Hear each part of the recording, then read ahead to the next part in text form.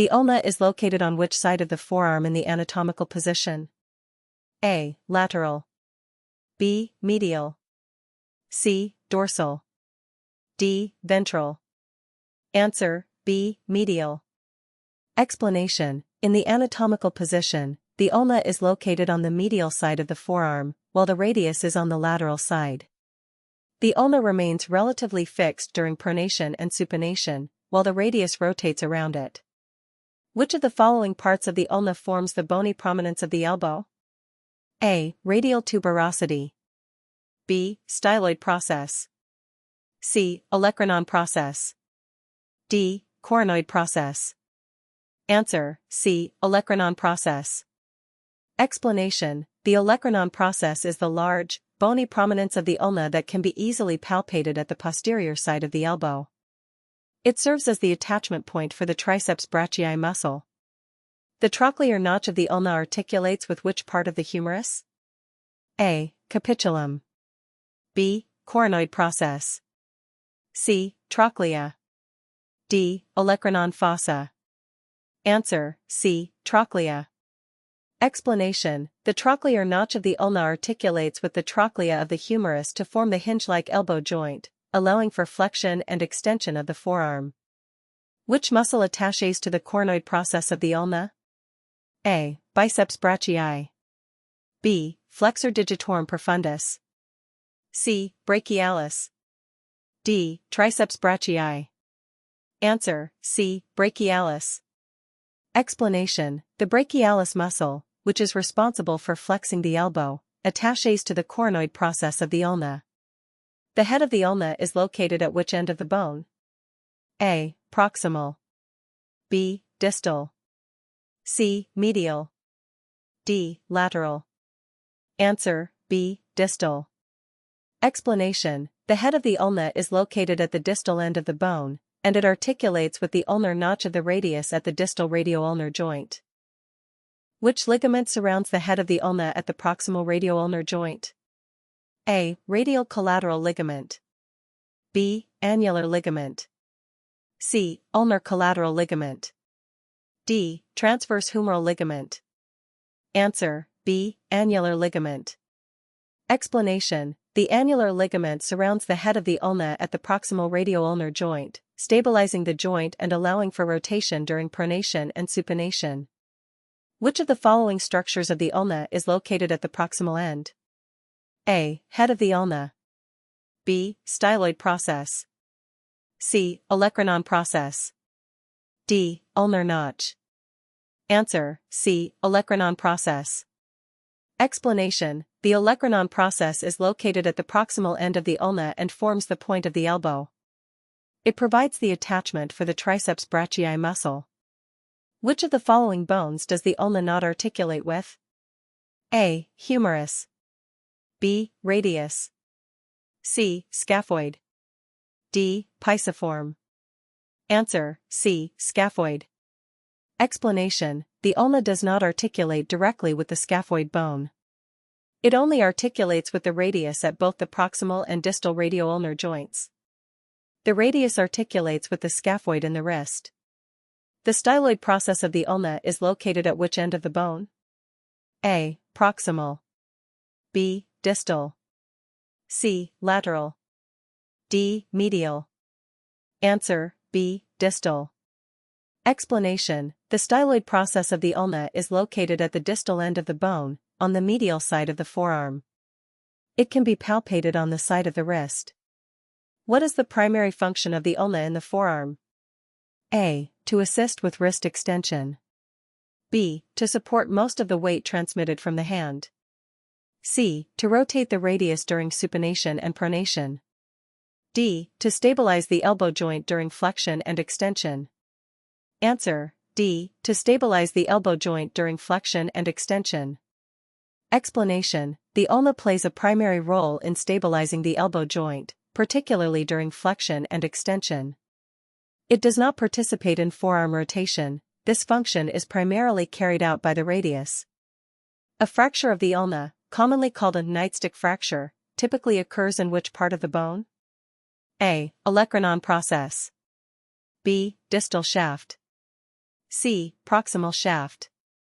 D. Head of the ulna. Answer: C. Proximal shaft.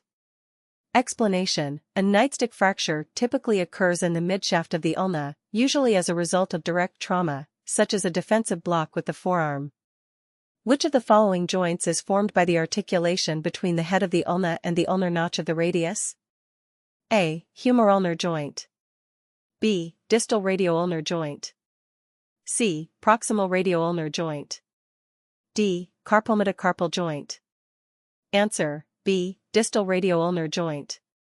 Explanation: the distal radioulnar joint is formed by the articulation between the head of the ulna and the ulnar notch of the radius, allowing for rotation of the radius around the ulna during forearm movement. The interosseous membrane connects which two bones in the forearm? A. Radius and humerus. B. Radius and ulna. C. Radius and carpal bones. D. Ulna and carpal bones. Answer: B. Radius and ulna. Explanation: the interosseous membrane is a fibrous structure that connects the radius and ulna along their lengths. It helps stabilize the bones and facilitates force transfer between them. Which of the following is a function of the ulna during forearm movement? A. Facilitates wrist flexion. B. Supports the radius during rotation. C. Acts as a pivot point for elbow flexion and extension. D. Increases the range of wrist abduction. Answer: C. Acts as a pivot point for elbow flexion and extension. Explanation: the ulna primarily functions as the pivot point for elbow flexion and extension. It remains relatively stationary during these movements while the radius rotates around it. A fracture of the olecranon process of the ulna would most likely result in the loss of which movement? A. Wrist flexion. B. Elbow extension. C. Supination. D. Pronation. Answer: B. Elbow extension. Explanation: the olecranon process serves as the attachment point for the triceps brachii muscle, which is responsible for extending the elbow. A fracture of the olecranon would impair elbow extension. Which of the following statements about the ulna is true? A. The ulna is thicker than the radius at its distal end.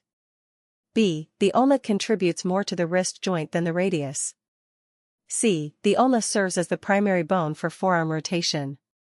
D. The ulna is located on the medial side of the forearm in the anatomical position. Answer: D. The ulna is located on the medial side of the forearm in the anatomical position. Explanation: in the anatomical position, the ulna is located on the medial, inner, side of the forearm, while the radius is located on the lateral, outer, side. The ulna does not contribute to the wrist joint, and it does not play a primary role in forearm rotation, which is mainly performed by the radius. The trochlear notch of the ulna serves to A. Articulate with the capitulum of the humerus. B. Articulate with the trochlea of the humerus. C. Form the distal radioulnar joint. D. Form the wrist joint. Answer: B. Articulate with the trochlea of the humerus. Explanation: the trochlear notch of the ulna articulates with the trochlea of the humerus to form the hinge-like elbow joint, allowing for flexion and extension of the forearm. Which muscle primarily attaches to the coronoid process of the ulna? A. Biceps brachii. B. Triceps brachii. C. Brachialis. D. Flexor digitorum profundus. Answer: C. Brachialis.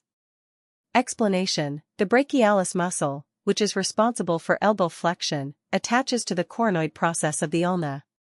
This allows it to effectively flex the elbow joint. Which of the following is the most common site for fractures of the ulna in adults? A. Olecranon process. B. Distal shaft. C. Proximal shaft. D. Head of the ulna. Answer: A. Olecranon process. Explanation: the olecranon process of the ulna is a common site for fractures, particularly in cases of direct trauma or falls. This area is vulnerable to fractures due to its prominence. Which of the following structures passes through the ulnar notch of the ulna? A. Ulnar artery. B. Ulnar nerve. C. Ulnar collateral ligament. D. The head of the radius. Answer: D. The head of the radius. Explanation: the ulnar notch on the distal end of the ulna articulates with the head of the radius at the distal radio-ulnar joint. This joint allows the radius to rotate around the ulna during pronation and supination.